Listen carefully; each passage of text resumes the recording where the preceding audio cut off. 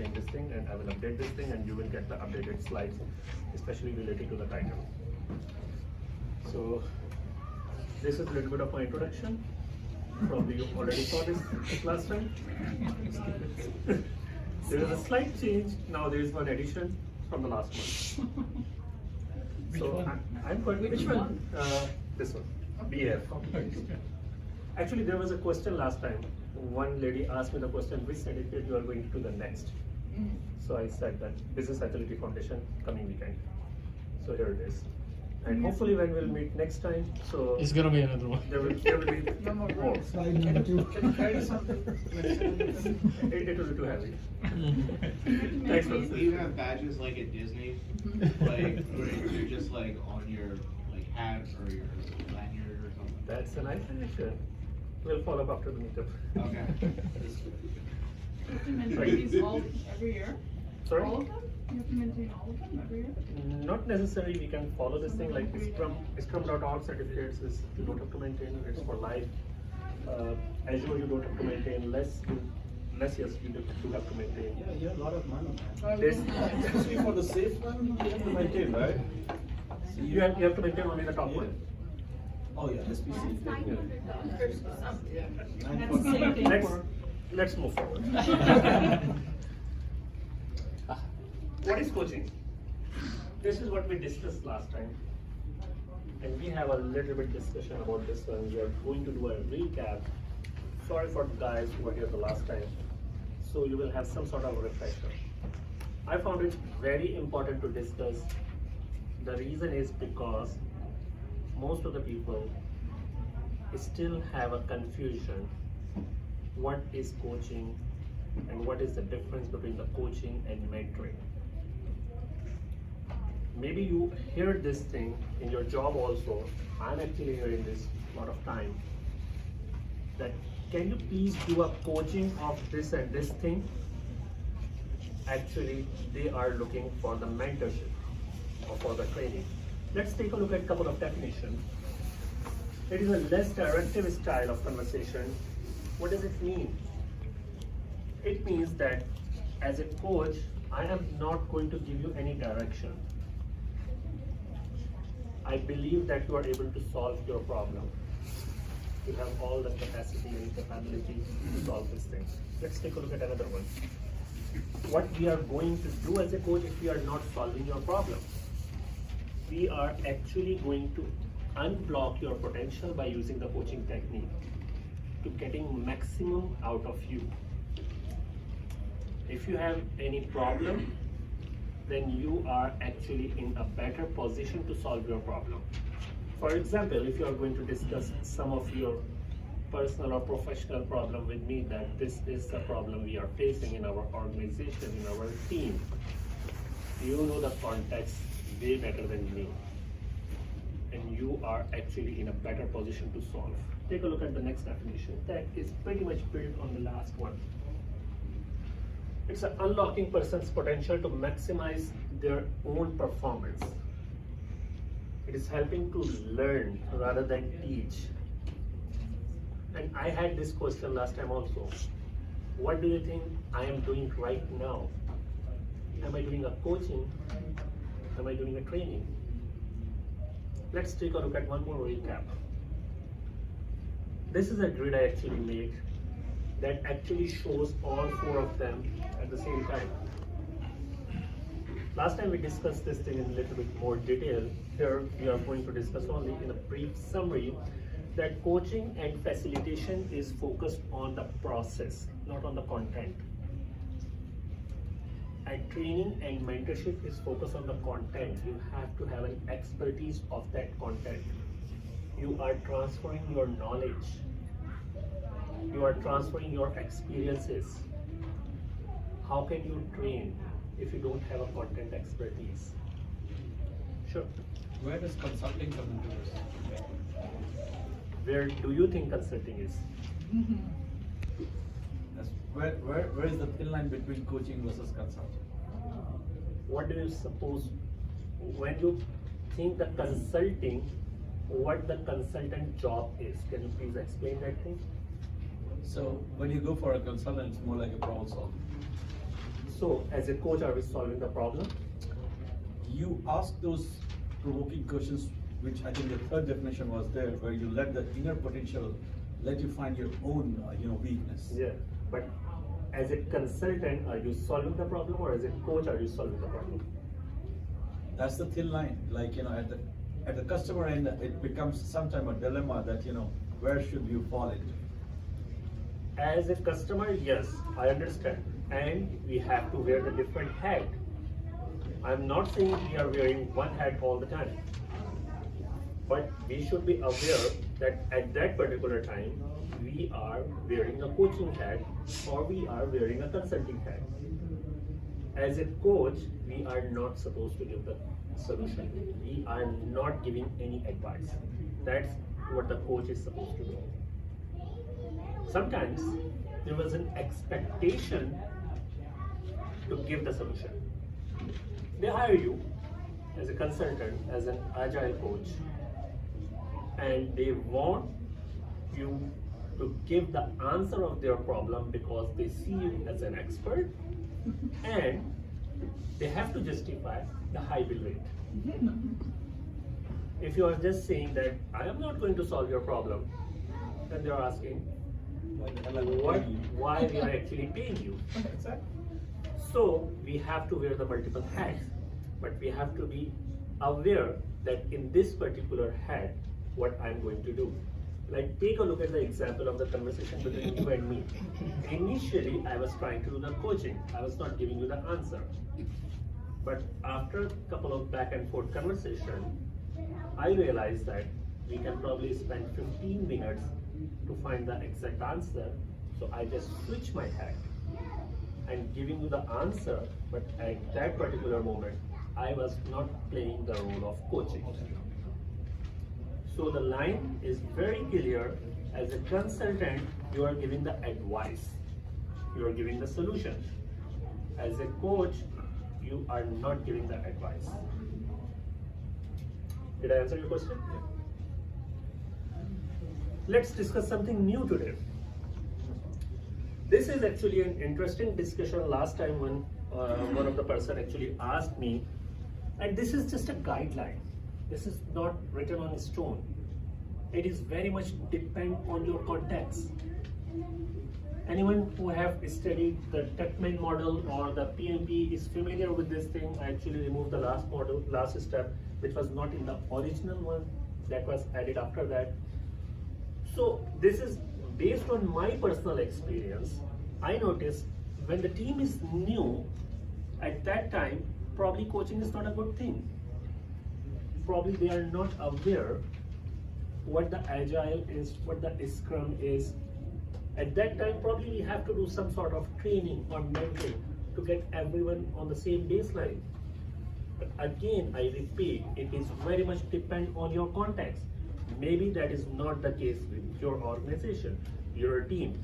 Maybe they are very much expert and they created a new team by a couple of existing teams. In that case, probably you don't require this thing. Storming, here we'll do some sort of mentoring and coaching, depends on the needs. When we are in the norming, then we are pretty much doing the coaching with the delegation. Now we delegate the work. Let me give you one example related to our context of Agile, because we are discussing a lot of things related to Agile. How many of you believes that a Scrum Master has to present in a daily Scrum? And how many of you actually got this expectation either from the Scrum team or from the organization that you have to be in the daily Scrum? Do you have a question? Oh. I'm raising our hand. The answer is yes. Alright. You ask a question? So, almost all of us sometime in our career face this expectation that you have to be in a daily Scrum. And if you are playing the same role, then how can you grow the team? How can you make the team self-organizing? How can the team become independent of you? You became a bottleneck. How many times you have tried to run the daily Scrum without even attending. We are just delegating the things. You guys are adult, smart enough, you can run the daily scrum yourself. On the same note, it is actually written in Scrum Guide also, and it is very common when you ask someone from the person who is comparatively new, what is the role of the Scrum Master? Most of the time, you came across an answer, the role of the Scrum Master is remove the impediment. All of you probably heard this word. Now, let me give you a context. The context is your development team has to take a very important printout and you are out of paper or you are out of cartridge, printer cartridge. This is an impediment. And your development team assume you are supposed to remove all of the impediment and ask you to why not just load the paper in the printer. What is Scrum Master is supposed to do in that case? Scrum Master is supposed to remove the impediments. So, as by this definition, Scrum Master is going to fill the printer with the paper. But the point is that Scrum Master is going to remove the impediments which development team cannot remove themselves. Otherwise, the Scrum Master becomes a Scrum mom. Oh, that's a good one. That's actually an article written on the website, and I picked the example exactly from there. Just search the Scrum mom. If you're doing the performing stage, the team is doing the performing stage, then most probably we are doing the facilitation and observing. Actually, there is one more very interesting word instead of observing, and that is actively do nothing. What does it mean? It does not mean that you are doing nothing at all. That is passively doing nothing. Actively doing nothing means that I came across some instance, there is a conflict between two team members. I am actively looking but decided not to do anything. And I will be involved if necessary. Usually I give an example. Sometimes toddler has a strange habit, at least I observe, to eat the tissue paper. And when I saw these type of things, I was trying to actually say my daughter do not eat it, but she is still eating it. So at that time I was thinking one business opportunity, why not create a vitaminized tissue paper? So we can get some business and kids can get some nutrition. What you are going to do in that case? You are going to stop the kid, but the kid persists. No, I want to eat the tissue paper. You said, okay, let it be. He or she will learn. After some times, your kids will learn and find out that it's sort of most exciting thing in the world. So here you discover that hey, this is the situation, this is a problem, I don't have to intervene actively. Let's take a look at another situation. You just lit up a candle, Yankee candle, and your toddler tries to catch the flame. What you are going to do in that case? Now can you be in that mode? Okay, let it be, the kids will learn. You will immediately jump and stop. So we have to decide, okay, this is catastrophic. We know from our experience, our knowledge, our education, that this is going to have the drastic impact. We have to take the immediate action. But sometimes, actually most of the times, we let them fail to learn and grow. But what is happening most of the time? Most of the time, we actually create every situation like a flame. We jump in every situation. So this is one of the guidelines. Feel free to use it or modify it. Not written on a stone. If it works for you, good. If it is not working for you, change it and adopt it as per suitable for you. Coaching mindset, this is actually the name of the book. It is written here, written by Chad Hall, and they actually define the 8 ways to thinking like a coach. It's a very short book, only available in electronic form. There is no paper edition as long as I am aware of, and I picked most of the material from here. So we are going to discuss these one by one. Let's discuss. This is one of our main topic today, the coaching mindset. Next please. Take a dump pill. What does it mean, dump pill? First, let me admit, there is no such a thing as dump pill. But we are trying to pretend to get a dump pill.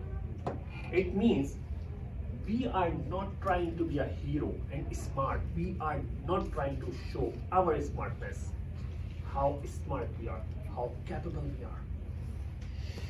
We are making our coachee a hero. Actually, this is the word I change in all of the slides. In the book, it is written the client. I changed the word client to coachee. And most of the sentences exactly picked from this book. That's why I'm giving the credit here. So, even though you know the problem, even though you know even the solution, you know where the conversation is going on, don't try to be smart. Try to behave like a dump. And even if you know the solution, do not try to solve it. When we move forward, you will see how we can connect this thing to other. Let the coachee shine. It is their show. It is not your show. It is not a time to prove how smart you are. Next one, please. Go to the movies. You went to the Mission Impossible movie. You saw Tom Cruise doing some action stuff. What you are doing at that time? Just watching. Just enjoying the show, having a back seat. And you have a belief that Tom Cruise is actually going to solve the problem. That's exactly what he's discussing here. Let the coachee be the star of his movie. It's a coachee life. It's a coachee setting, their environment. They know the situation.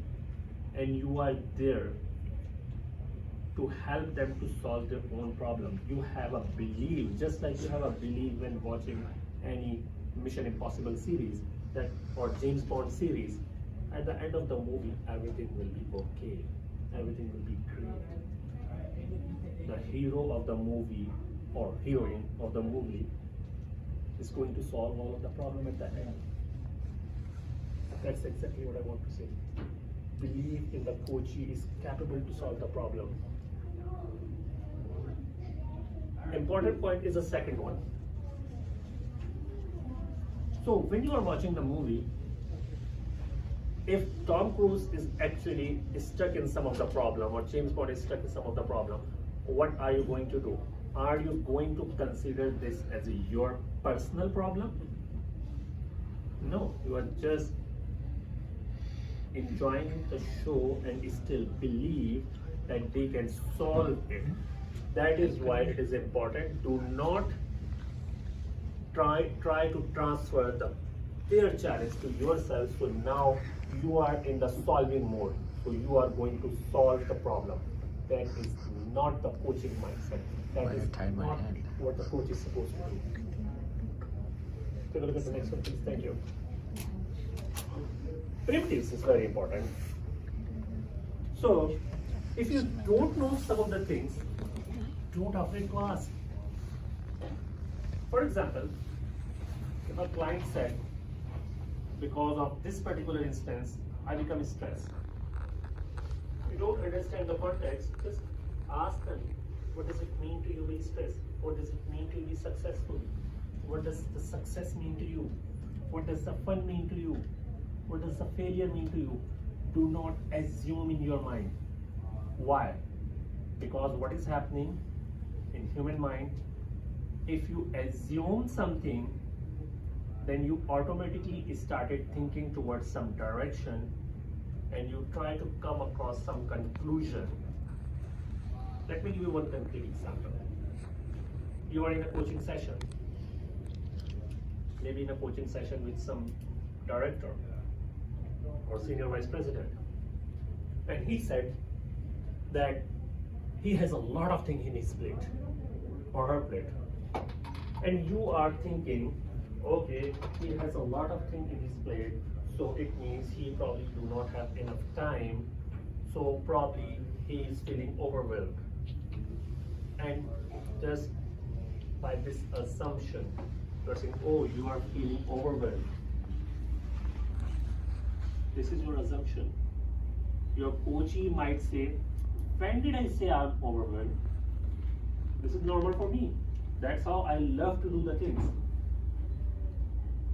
Isn't that an okay thing to do? If you say, oh, you're feeling this, and then they say no, then, oh, okay, I understand. Isn't that a helpful back and forth? Exactly. Go with the client. Let the client or the coachee lead. It is fine to create some assumption that is not true. And like I said, okay, you are feeling overwhelmed. And you said, no, I'm not feeling overwhelmed. This is how I'm supposed to do. Okay, I understand. I'm going with you. You are leading the conversation, not me. But if we are not taking the primitives, then we might end up in the assumption mode. Like, let me give one more example to drive the point. Your coachee may say that I want to write a book, and you have in your mind, okay, he wants to write a book, but he doesn't have enough time to write a book, so maybe there is so much thing going on in his life, so that is why he's not going to write a book. So because there are a lot of things going on in his mind, so he's not able to prioritize the things, so the problem is the prioritization. Now, when did the coachee say about the prioritization? Coachee didn't say about the prioritization. And we assume all these things. That is why stuck to the primitives. That's what it is. Let the coachee do the processing. In this particular example of writing the book, what we did as a coach, we did all the processing. We assume the things because he wants to write a book and he's not able to write a book because he has a lot of things in his plate and he's not able to prioritize. But if we ask the simple thing, then we transfer this burden to the coachee. What if we are asking the question, what is stopping you to not write a book? Then the coachee start thinking, okay, maybe nothing is stopping you. It is just I'm hesitant to take the first step. Maybe the response is, yes, I have a lot of things, I have to prioritize, but he is doing the things, all the processing, not you as a coach. That's a very important thing. And that's actually invite the coachee to explore why he is not able to achieve the goal. Next, please. Follow the rules of improv. How many of you know what the improv is? Any one of you ever take the improv class? If not, I highly recommend. It's fun. I enjoyed it a lot. For rest of the people who have no idea what the improv is actually a stand-up comedy. To some extent, I'm doing it right now.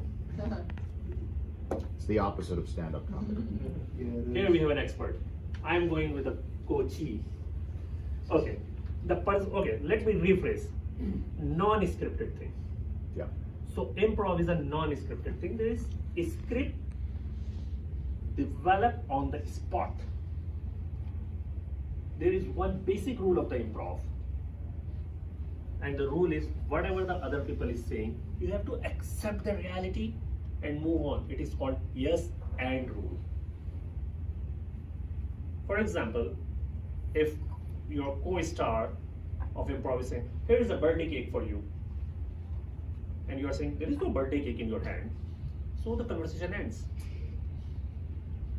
you have to accept he has a birthday cake in his hand and then move on from there. Oh, this is the same birthday cake I purchased last week. It must be very old now, or it must be expired now. So now you build the story on top of that. That is what the rule of improv is. Yes, and I accept what you are saying. If your co-actor or co-performer is saying, Dad, I want to go to the picnic. You say, I'm not your dad. Conversation ends. Now you have to accept you are his or her dad and then move on from here. That's exactly what we are going to do the coaching, and that's exactly what I try to do with this gentleman. Sorry, I don't know your name. Alexandra. So I accept the reality. Okay, yes, and move on. If the coach is saying something, you don't have to be judgmental. You don't have to make the decision. You have to accept the reality. Maybe you agree or not, but you have to move on. If you just said no, the conversation ends there. So that is what the purpose of the follow the first rule of the improv. Yes, and whatever your client say, you don't have to agree, but you go with the curiosity. Maybe your client is saying, Agile is not good for our environment. And being an expert of Agile, you know for sure, yes, Agile is good for your environment. Instead of saying, no, you are wrong, Agile is good for your environment, it is actually designed for your environment. So you say, okay, I want to explore more. Why do you think that Agile is not good for your environment? Then the conversation can start and move on. That's exactly, you don't have to agree, but you have to keep the conversation going on. So you have to be the partner, just like you are the partner of the improv, to keep the things moving forward. Next, please.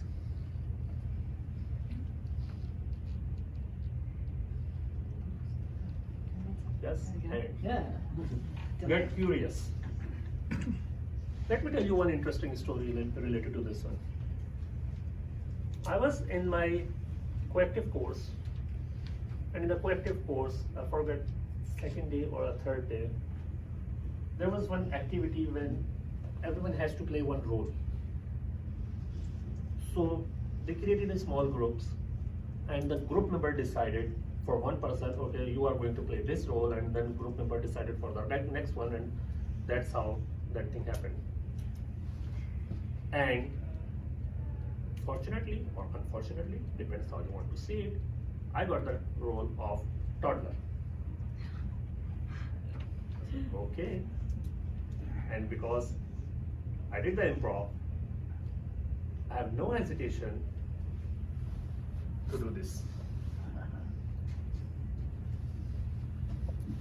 I'm sorry for your recording. Probably you were not able to catch me.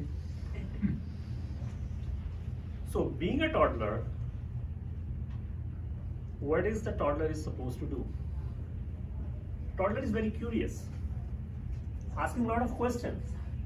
Why the things are happening this way or that way? And I enjoyed that session the most. Where being a toddler, I have a permission to do whatever I want. No one is going to stop the kid. And you are wearing the name badge, and I wear the name badge of almost half of the class. That's exactly what is here. We are curious to know. We are not just asking questions for the sake of question. It is not a list of powerful questions and we are just throwing one after another. We have to understand the real problem. That's exactly what we discussed the last time when we were discussing the level 3 active listening. We have to be in a global listening, which I'm hoping you are doing right now. One interesting thing is, what is the opposite of curiosity? Opposite of curiosity is judgmental. I judge immediately. And what is the impact? If we are curious, initially it looks like a our conversation is slowing down, we are probably not reaching our goal very quickly, but in a long run that helps. It will speed up. On the other hand, what happens with judgmental? Yes, you will be very fast at the beginning. You will immediately make a judgment. Okay, because of this particular word or this particular sentence or this particular behavior, he is very rude or whatever. Yes, very fast beginning, but immediately there will be a roadblock. So we have to be curious, but not judgmental. Next, please. It is possible during the coaching session, sometimes you came across a situation, you have no idea what to do. Just like you are in a new city, you don't know what to do. There is no harm to ask the direction. There is no harm to ask your coachee, okay, you have discussed so many things. What particular things you want me to focus on? In which direction do you want us to go? You may came across this situation. If you haven't, there is a possibility. But do not overuse this thing. Because if you keep doing this thing in each and every session and multiple times in all the sessions, probably not in each and every session, but multiple times in every session, then your coaching is pretty much like a zombie coaching. You don't know what is happening all the time, you're just asking the direction. Yes, it is okay to ask. If you have no idea where to move forward, what to do. And, sure. While the coachee is, presenting their problem to you or to the coach, at what point is it okay to kind of rephrase what the coachee is saying so that you know that you're understanding the coachee? Okay, so you actually asked me the question that is it okay to rephrase? Yeah, because sometimes the coaches can go into a lot of detail, but is the responsibility or does the onus lie on the coach to kind of help summarize it for the coaches so that they can kind of take the next step in solving for their own problem? Okay, so you want to know, there are a lot of discussion, and is it okay for the coachee to summarize the thing? Is this what you want to do? For the coach to summarize? Yeah. Is it what you are going to ask? Yes. Did you notice what I did with you? You just did that. Summarize what Yes. But I didn't get an answer, yes or no. Did you find it useful? I'm an aspiring coach and I want to do the right thing, so I'm looking for direction from you. Okay. She's asking for I will, direction. I will take my coaching hat off. Yes, thank you.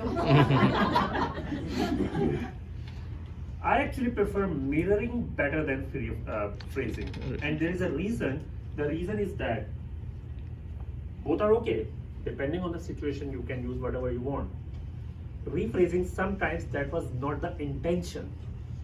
Like if I try to rephrase the sentence to you, there is a possibility you might say, no, I don't intend this thing. That is not in my mind. Okay. You misinterpreted my things, or you missed that particular thing. But if I mirror, repeat it, or try to repeat exactly the same word, obviously if you keep speaking for 3 minutes, I cannot remember it. But, or if you can, you have awesome memory. At least I can't. But if I mirror you, then you will hear pretty much the same words back.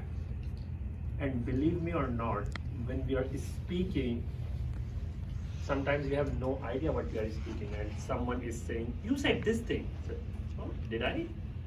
I don't remember.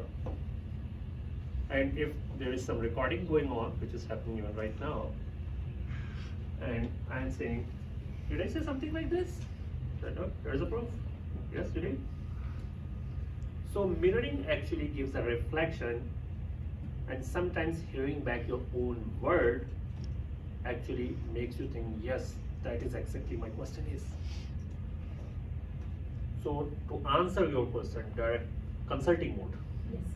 Answer your question is, I prefer to do, phrasing is okay, but I prefer to do mirroring more than rephrasing. Did I answer your question? Yes. Sure. And sometimes you don't want to give an answer at that time. You just need some time and get some more insights. And what to do in that case? Okay, now my question is, you said sometimes you don't want to give the answer. Now my question is, when you want to give the answer. Yeah. As a coach, are you giving the answer? No. You answered your question. It is not sometimes we don't want to As give a the answer. consultant, As a maybe coach, you can say. as a coach, we don't want to give the answer. Yeah, I know. But as a consultant mode, Yeah. As Yes. a consultant mode, I yes, have to ask. sometimes we have to give the answer if we are wearing that hat. And obviously there is no silver bullet, there is no snake oil. I can give you this formula or this template or this chat box. You know the situation better than me. You can decide. You have made a lot of decisions in your life. You are smart enough. I can give you what works for me in past.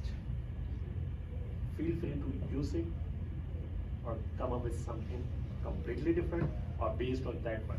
Remember the slide in the beginning when the person is actually going to the ladder or the truckman? I said, that is my experience. I'm going to give you the advice in consulting mode, not in a coaching mode, very clear, or mentor mode. This is my experience which works for me.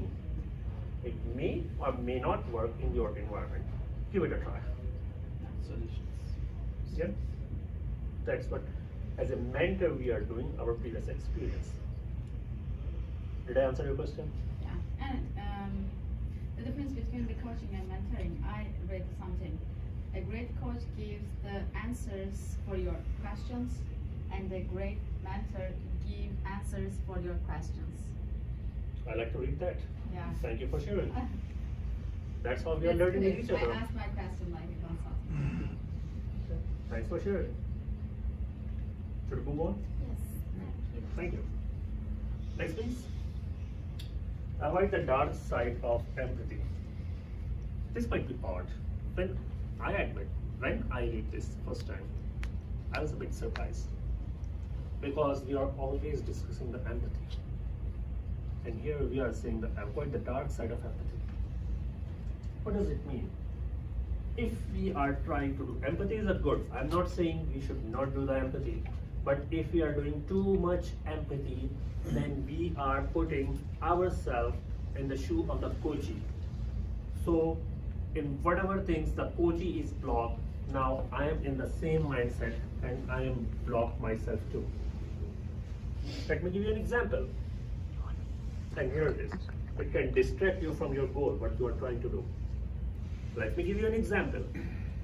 For example, if your coachee came to you and coachee said that, oh, some close family member or friends is actually died, passed away. Yes, you have to show the empathy.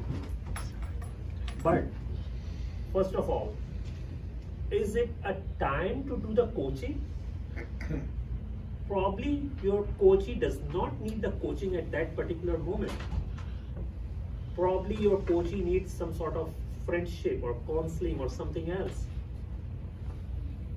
If we are trying to do the coaching at that moment and showing so much empathy, then we are not getting the result.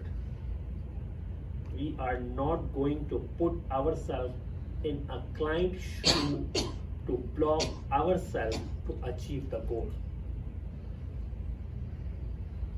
Next, please. So if you're coaching someone who is very emotional, like something happened and they're just, it's like, or anger in the sense like not like crying, but like an extreme emotion, you kind of have to deal with that, like have a little empathy for them and get them off the cliff, right? Yes. Actually, this happened yesterday to me. Interestingly, last month when I came, a lot of examples came from the same day, pretty much the same situation this time. So yesterday I had a coaching session and my coachee was so much like excited no, excited is probably not the good word, emotionally high, that he does not want to use the Riley and he wants to use the Jira or vice versa, I forget the context, and he is favoring of one software over another one, and he was so emotionally high, and he was speaking continuously for 3 or 4 minutes. Obviously I can't do mirroring because he was speaking so fast and so much. I don't have enough memory to repeat everything. So I was listening quietly, and yes, exactly what you said, and there is actually a name for that technique. We didn't discuss all of the techniques last time. It can be called lightning or releasing. So lightning is pretty much like boost up the morale, like if someone is so sad, you like try to lighten the mood. Or releasing, that's emotionally so high, so you are just trying to just release little bit emotional energy, so at least we can have some rational conversation. Why?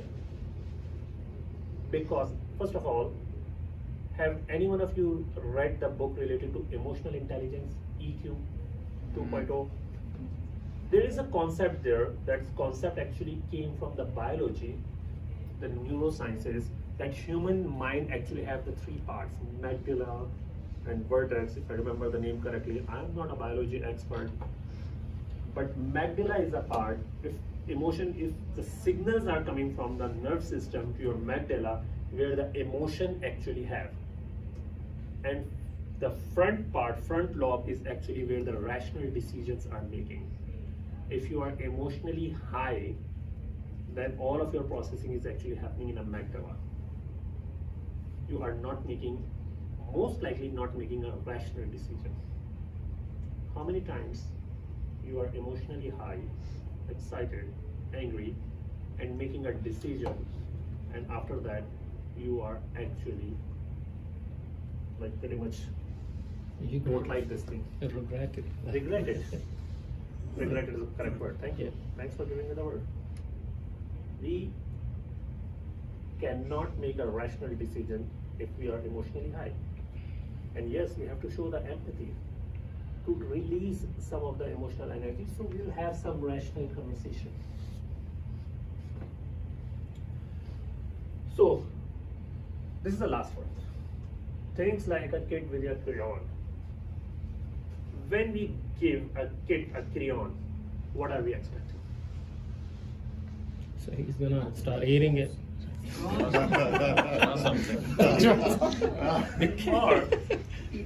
Or a lot of different things. He or she might start writing on the wall. Why we are not doing this thing? He or she might come up with some crazy idea we never think of. So the kid is continuously doing some sort of creativity. For the kid, it is creative to write on a wall. Creative to just eat it. Creative to dissolve in a water. Or what else? So, coaching is not a pure science or pure art, it's actually a mixture of both. Here as a coach, we have to be creative. We have to come up with some creative ideas, some creative questions to to help the coachee to solve the problems. That's it is. We have to be creative. And whatever works in the past does not mean that there is a recipe that's always going to work. If it works with one particular coachee in past, it may or may not work with another coachee. Try to be a creative. Goal is important thing for the creativity is our goal is to help the coachee. Goal is to getting maximum out of the coachee. Goal is not to show how creative we are. We are not the hero. Coachee is the hero. We might have some very interesting and creative techniques. We are not going to show to the coachee how much we can do. That defeated the whole purpose. That is what the coaching mindset is. before moving forward? Any question related to this one? How does that fall into, like, let's say you start a new job as an Agile coach, and like you said earlier, like maybe they have expectations of you to come and fix the problem. Would this give the appearance that you don't know what you're doing, kind of? As a, And that is probably not the only your problem, that is probably the problem of almost everyone in this room. So if I throw this question to everyone in the room, how do you solve the problem? As you said, like, you can wear the different hats depending on to the situation. I mean, Okay. like, so when you decided, so and look at the organization, what they want out of you, and look at the team, how mature they are and what they need out of you. So you decide that. Okay, thank you, very nice. Any other thought? Oh, two more. So I was gonna say, because I've learned a lot from this, that if you're gonna do that kind of consulting, be very clear up front when you're writing your contract and talking to whoever's hiring you to explain, here's what coaching is and here's what it's not, and if you don't want this and you want something else, then we can talk about it, but, so you don't get in that situation before your contract is signed. Nice, we are going in very good direction. But one when more you thing. look at the job description, you see that, I mean, like, they want everything out of you. I mean, True, they, but They yeah, need the superhuman. like, yeah, I They mean, need the Superman.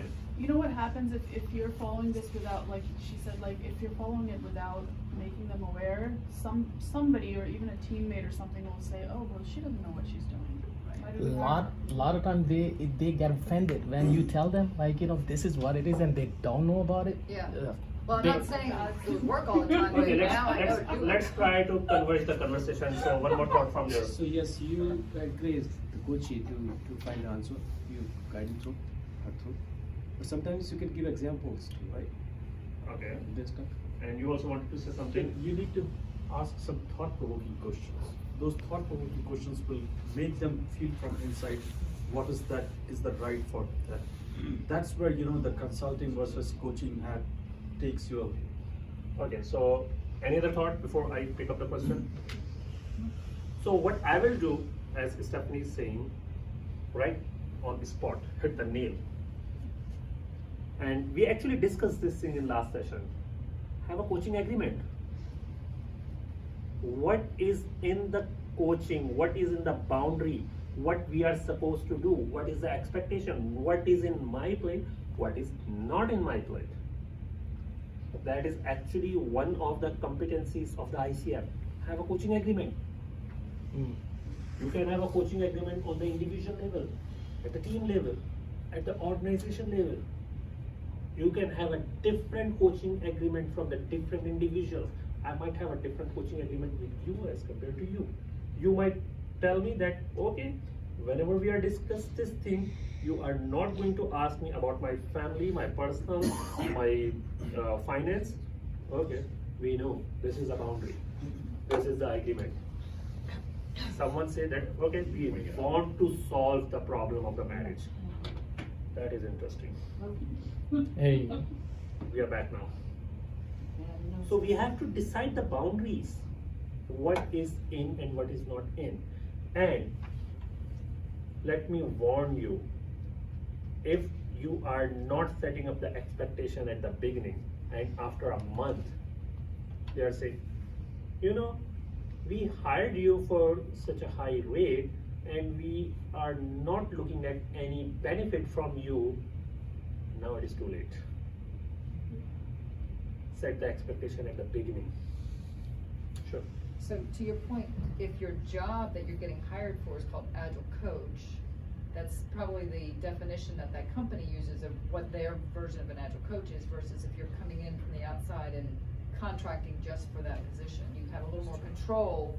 I think if you're coming in as like an independent contractor and saying, here's what service I will provide. But if you accept the job, then it's back to what that company thinks your job is. And maybe that company's definition of coach is coach/mentor/trainer/whatever, and you kind of have to go with what they want, right? Exactly. I think the external and internal coach, if you guys, external coach, that's what it is, coaching is. Okay. When they bring someone from outside Okay. and he does the same thing. But when somebody from inside, Yeah. they want that all from you. I mean, like, you know, they want mentoring, Yeah. training, facilitation, Yeah. and coaching. Yep. But when they bring somebody from outside, like Z, they're gonna pay big buck, Right. and he's gonna do that thing. But from inside, they Right. want from you everything. Right.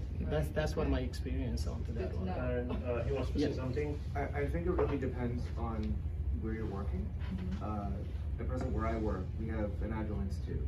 They have strict, not really strict, they have definitions of what an Agile coach is, Scrum Master, etc. A lot of times we'll go to a client site, or right now the project that I'm on is an infrastructure project, and they have a very different definition of what an Agile coach is and what a Scrum Master is. So at that point, I just say, well, the Agile Institute says this, and if you'd like to disagree with them, then since they sort of set the tone on how things are, I realize this isn't the same everywhere else, but those that disagree often have to defer to that. So there is some backing depending on, I guess, Good. where you work. Very good discussion. Let me conclude this thing. I actually have an article, personal marketing on LinkedIn, exactly on this topic. Agile coaching and professional coaching. And I took the Agile coaching from ICI Agile Learning Objective and professional coaching from ICF competencies. There are some overlap and there are some differences. If we are doing the Agile coaching, Stephanie clearly mentioned, even in IC Agile Learning Objective, it is coaching plus facilitation plus training plus mentoring. They are expecting you to do this thing. You have to have clear in your mind which role I am playing right now. I am playing the role of training right now. Occasionally, I just sprinkle the coaching session in between. Majority of the time, I am right now doing a training.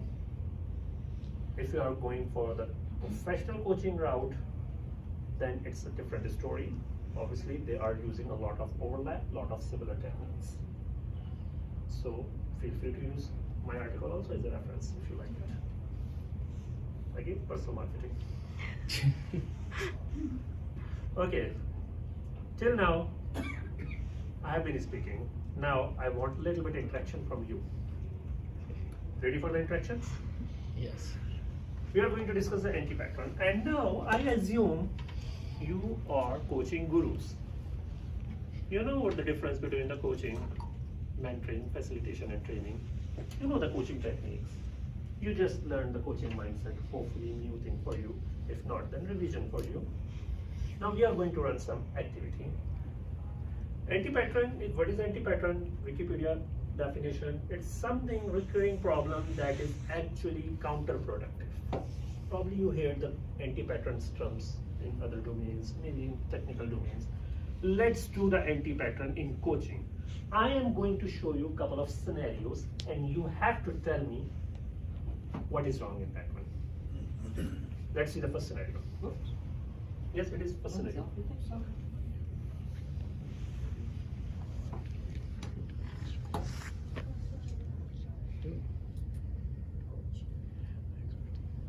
Oh, thank you. There's a typo. I will fix that one also. Sure. Should I say what I think is wrong? Yes, that's exactly what the purpose is. What is wrong? You have to tell us. He suggested a solution to create your YouTube channel. Okay. Any other thought? I don't exactly know what an anti-pattern is. He offers to teach Okay. the coachee instead of letting the coachee, like he offers to do it for him or her rather than guide the coachee to. Now you are in a coaching mode gradually. Yeah. Okay. I personally react for the coach suggestion in general because I think that suggestion is way too direct. I think there are much more appropriate questions that need to be asked first before you give that kind of suggestion, because that suggestion may not be applicable for the person, for the client at all. It's a good suggestion, I mean, maybe for the right person, but I don't think that it's appropriate at all to give that kind of direct suggestion immediately. Nice, thank you. What do you think? Yeah, the coach has all the answers. Just giving Yes. the person the Like answers. here, I and can not- teach you one to have a quick start. I mean, you telling One more you thought. teach Coach it. is being mentor and training both. Okay. Not asking questions to find out the root causes and to help the coach. Congratulations, all of you are right. Good answer.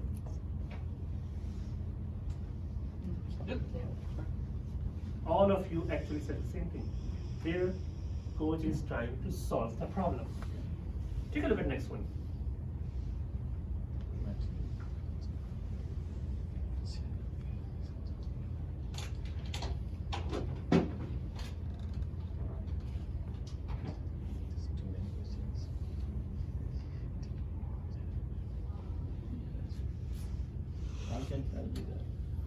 Sure. It's not open and it's not. It's open and Okay. Okay. it's Any closed other ending thought? question, just like getting answer right there and. Any other thought? Thought-provoking questions you're asking just to build up so that, he can find out by himself.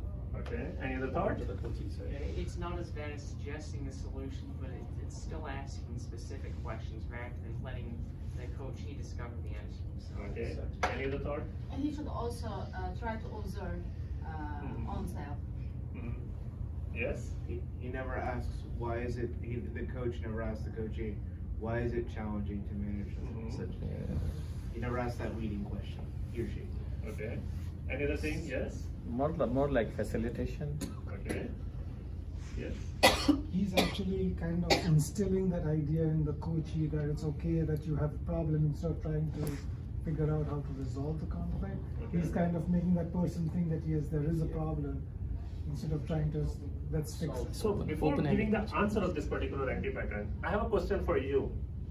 Are we forbid to ask the closed question during the coaching session? Are we what? Are we forbid? Are we not allowed to ask the closed question? Yes. They cannot be the also.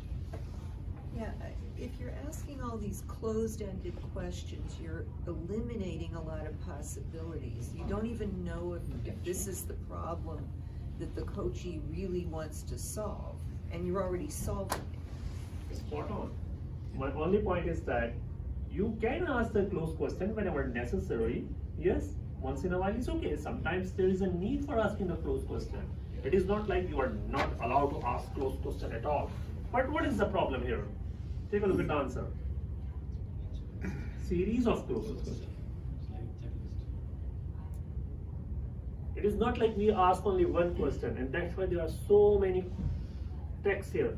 We continuously keep asking closed question and exactly what is happening, which that lady is saying, and all of us are pretty much saying the same thing. It's more like testing the knowledge of coach. You guys are pretty much in the coaching mode. Let's see the next one.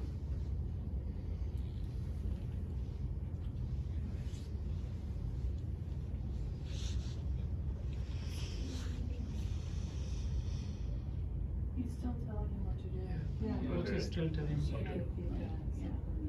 You guys are already coach. Change my title on LinkedIn.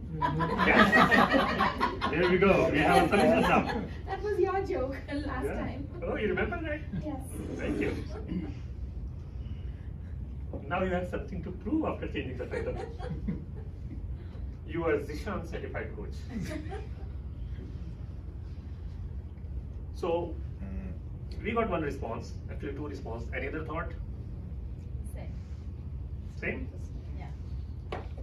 Because it's almost like it's more like he's not really asking the question. It's almost like telling him. See the answer. Yeah, he's providing solution. Leading question. See the next one. I can think of a number of ways that maybe the right way to respond to that. What would be just better ways to respond to the first question? Okay, let me first read it. I prepared an excellent proposal for you for our new project. But I've got some ideas, my but just manager like- won't like it. Okay, so instead of asking directly, we can ask, what makes you afraid? Yeah. Yeah, okay. What makes you feel that? And I think it's important for coach to see the contradiction of its own statement, because you cannot say, I have an excellent proposal, and at the same time to say I'm afraid. That's mutually exclusive. But as a coach, you can expect coach can come up with these type of things. Yeah, but it's not addressed. Oh, it's not. But that is a coach is saying, not the coach is saying. So let's move to the next one.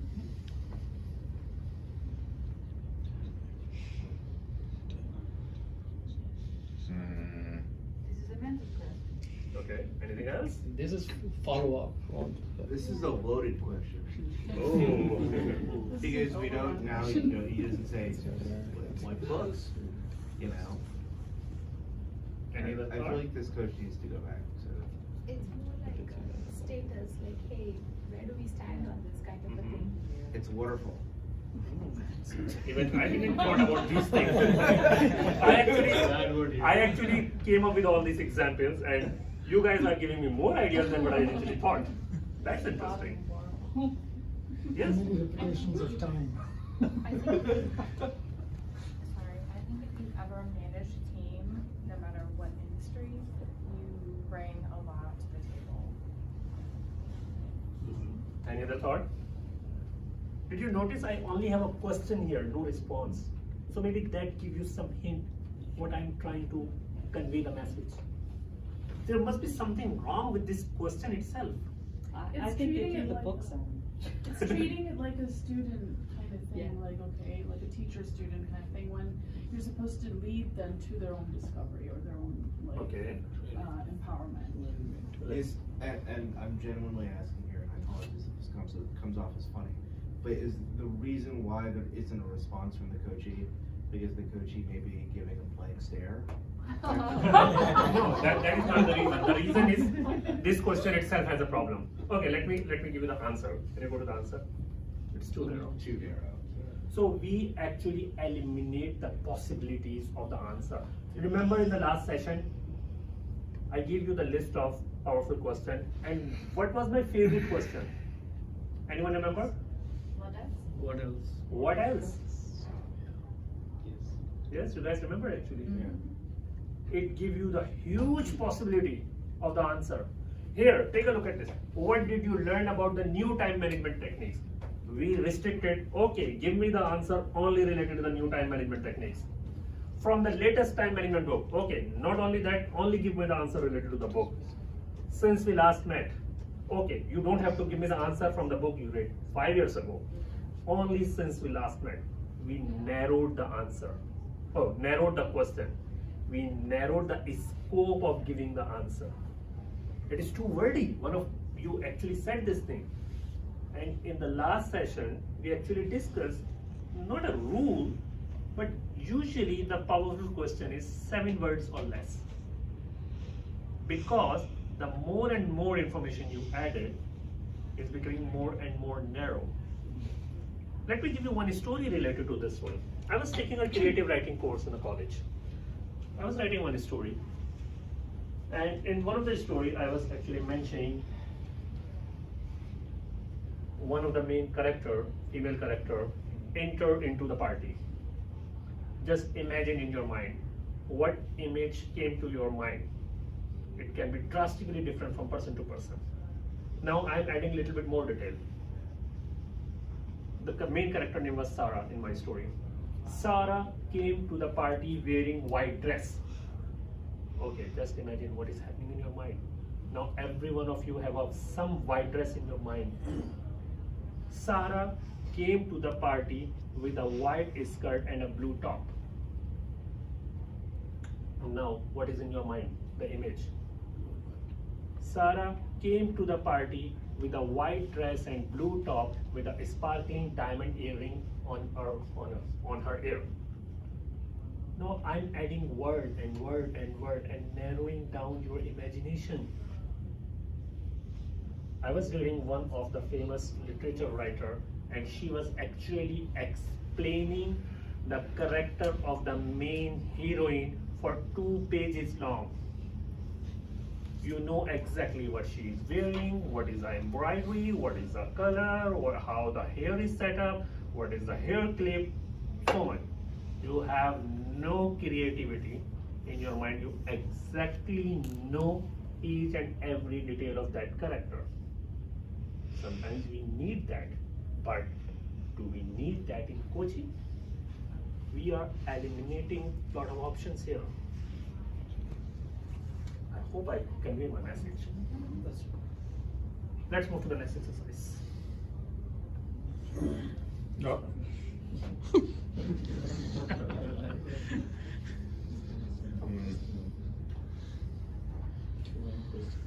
many.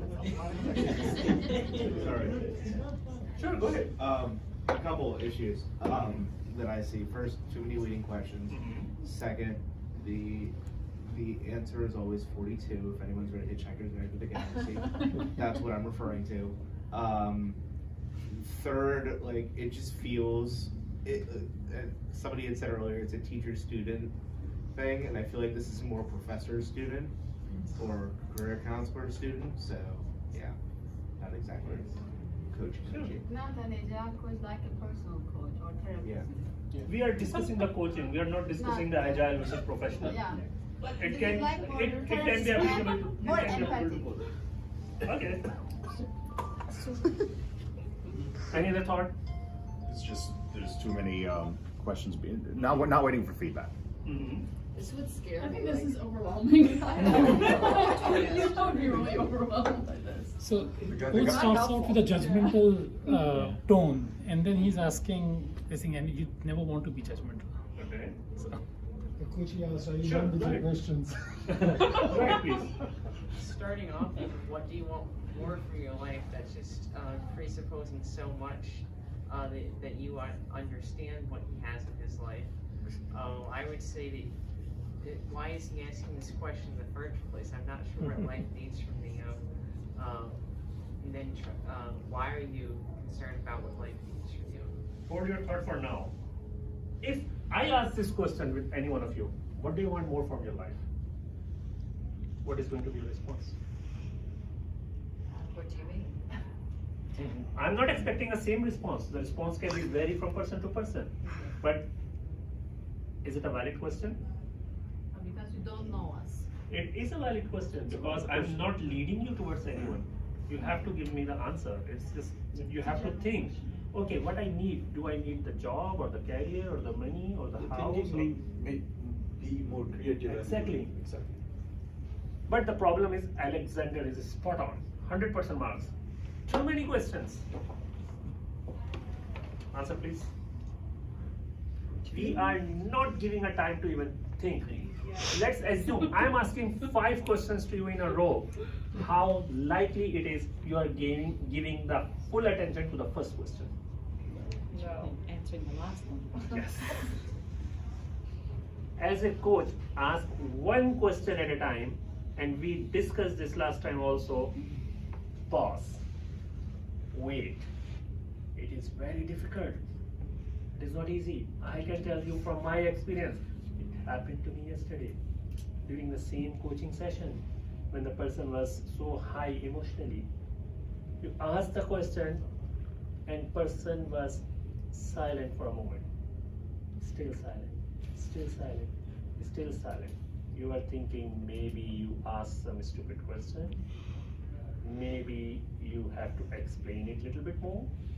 Maybe he didn't understand this thing and you try to clarify the thing. No.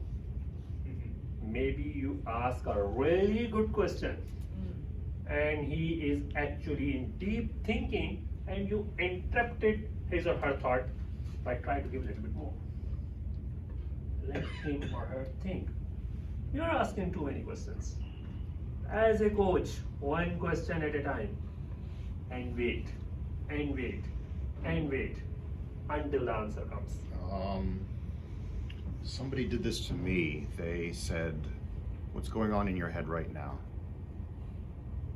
Just kind of bring it out. Just instead of fully compiling a story, just whatever is on your mind. Right. Tell me what you're thinking right now when there was too much waiting going on. What do you think of that? That is good. Yeah. That is a very good question. And not only that, last time we discussed one more thing. Sometimes you are giving not the deep answer first time. So if I ask you, what do you think right now? And you came up with something, whatever you have in your mind. And you stopped, and I said, and what else? Now you have to think, okay, I gave everything, now what else I can add? And believe me, second time, I got the most deep answer. That's why, what else? Or, and what else? Is one of my favorite questions. It's like the why question.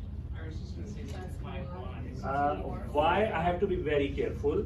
Do not try to use why with the people, they become defensive. Yeah, that's true. Try to rephrase the question why with a what. Why is fine when you are dealing with a process, not a human things. Why this thing is broken. Why we are not getting CI/CD pipeline.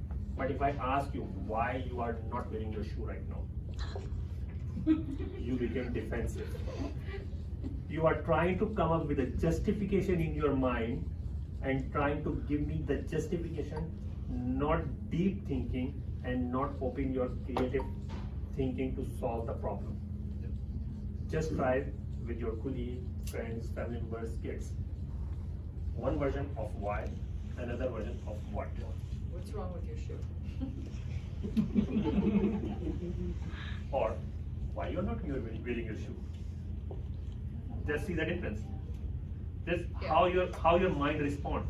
You are not in a defensive mode when Stephanie asks, what's wrong with your shoe? Now we are not blaming you. We are asking for the shoe. Right. But if I said, why you're not wearing your shoe? You are thinking, something may be wrong. You are accusing me. Exactly, that's happening. Take your shoes off. I was successful to demonstrate this thing. Just throw the shoe at him. and now she got the reason of why. Yes. Doesn't that assume in the first place though that you want to wear shoes? Yeah. No, That's true no. too. I was stretching my feet actually. Now we have a coach in the room. Yeah. We have so many coaches in the room. Okay, here it is. Last one. What is wrong in this one?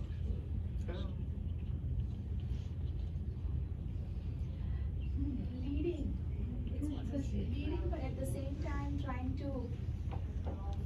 It's not calming the coachee down. It's like trying to instigate the coach. Okay. He's validating the coachee's impression, even without analyzing whether that impression is true or not. Okay, what do you think? The coach assumes that the coachee can read the manager's mind by asking the question. Okay, any other thought? I think the coach is trying to fit himself in the coach's shoes by empathizing too much. Okay, any other thought? Yes, please. Or he's validating. Sorry, go ahead, please. He's validating that. He indeed delays everything. So what is he trying to achieve? Okay. And I was going to say with some things that are extremely personal, it's they show something or let people know that they have a lot in common, Okay. especially. Let's demonstrate this thing. Thank you, I appreciate it. Let's demonstrate this thing. Who has a bad day today? Or just assume you had a bad day. Maybe you have a bad day today. Who has a bad day today? I can assume. Okay. Oh, we have two volunteered here. Changes your world. We have two volunteer here. So you have a bad day because of your boss, maybe. What your boss is thinking about this particular situation? You have no idea exactly what we are doing is here. See the answer. We are trying to coach someone who is not even present here. It's a ghost coaching. See the answer. Coaching the ghost. Rule number 1 of, or whatever the rule number you want to say. You cannot coach someone who is not present here. If someone comes to you and start complaining about the team member or the manager or the HR and this and that, you can say, I cannot coach them while they are not here. I can discuss them separately Here we can discuss about you, not your manager. Read the question again. Actually, one of you, or actually more than one of you mentioned, he's expecting that coachee is reading the boss mind. He cannot read the boss mind. Exactly, that's what your answer is. You don't know why your boss is not good, not or angry. What is he? He means your boss, manager. He means manager. What is your manager trying to achieve by doing this thing? How can I give this answer? Who is able to give this answer? A manager. Are we going to coach the manager here? Can we coach the manager here while the manager is not here? Again, personal marketing. Few more on my LinkedIn article. I picked these from my own article. So these are a few techniques which I promise the coaching mindset and the anti-pattern. So that was my topic today. Wait a minute. Because you guys give me the celebrity status, I have a bonus for you. Coaching is not about just throwing a question one after another. There should be some structure. You have to have some goal at the end. And there are tons and tons of coaching models. Coaching models is actually giving the structure. This is one of the very famous models that is called the GROW model. Here's the reference. You will get all the slides also. Feel free to take a picture. If you don't want me to be in the picture, I can be at side. I know I'm not photogenic, I'm photo angry. We're also going to post the slides, so if you don't want to take a picture, we're going to post that. That's what I'm saying, because I know I am photo angry. So when you saw the pictures, why he became so angry? Session was not that bad. I'm hoping. He looked more like a professor in one of the pictures I took. More like a what? Like a professor in one of the pictures I took. Thanks for the compliment. So this is one of the famous models, but this is not the only model. I easily find more than 100 models. Coactive is one of the models. So we have to set the goal.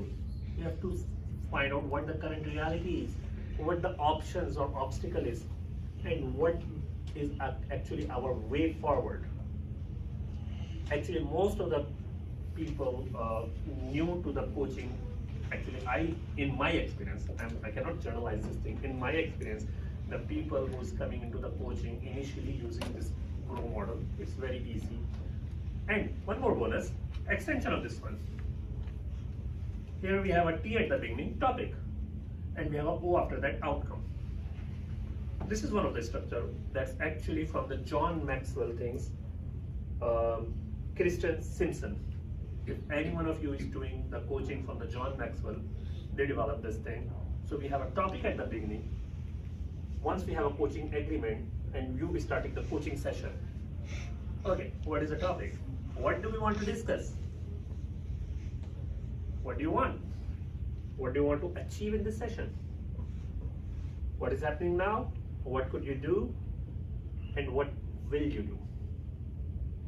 There can be a whole session of this one, the coaching models, and a lot of different details. But because next session and after next session is already booked, so as of now, there is no part 3. If you need the part 3 and these two ladies agree, we can think about this one. We can have a 3, 4, 5 and so on. Coaching is never going to end. Or you could take his card and reach out and have him give you the credit. But here you will get the free of cost. And as a bonus, you will get SEU. That's right. That's true. That's right. And pizza. And pizza. SEU is Scrum Education Unit.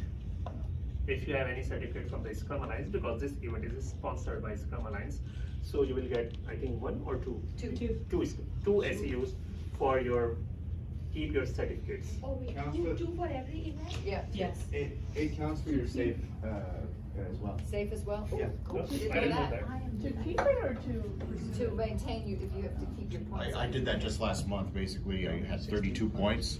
I have no idea where they came from, but they just told me $100, and I'm like, oh, okay, and it was done. Yeah. 5 minutes. Got it. Nice.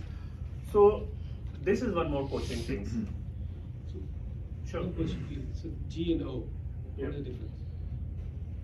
G, what is our goal? Goal and outcome, Goal, same thing. long-term goal, what we want to achieve, what we are going to do in this session. Because there can be multiple sessions. Yeah, thank you. And last time, I promised to give you the book references. Here's the book references. These are the only books which I actually read, but those are not the only books of the coaching. There can be tons and tons of coaching books. There is a whole coaching session for the NLP, Neuro-Linguistic Programming.